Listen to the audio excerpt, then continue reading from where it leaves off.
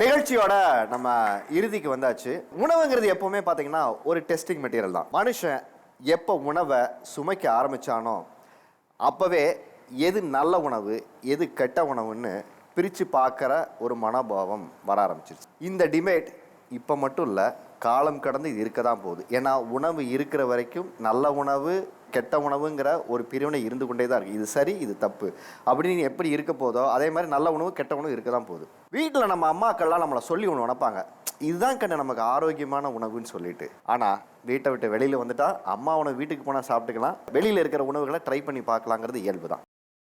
நம்ம எப்போவுமே வாழ்கிறதுக்காக எடுத்துக்கிற ஒரு உணவு ஆரோக்கியமான ஒரு உணவாக இருக்க வேண்டும் என்பது ரொம்ப ரொம்ப முக்கியம். ஏன்னா உணவு என்பது மனித சங்கிலியை நம்ம ஒரு இடத்துக்கு எப்படி ஒரு நல்ல விதை நாளைக்கு வளர்ந்து மரமாகி நமக்கு நல் கொடுத்து பழம் கொடுக்குதோ அதே போன்று நல்ல உணவு பழக்க வழக்கங்களை கட்டமைத்து கொண்டால் ஒரு ஆரோக்கியமான சமுதாயத்தை உருவாக்க முடியும். நாம் சாப்பிட்ற உணவு தான் ஒரு நோயையும் உண்டாக்குது, அதே நேரத்தில் ஒரு ஆரோக்கியத்தையும் உண்டாக்குது. நோயை விரும்புகிறீங்களா ஆரோக்கியத்தை விரும்புகிறீங்களாங்கிறது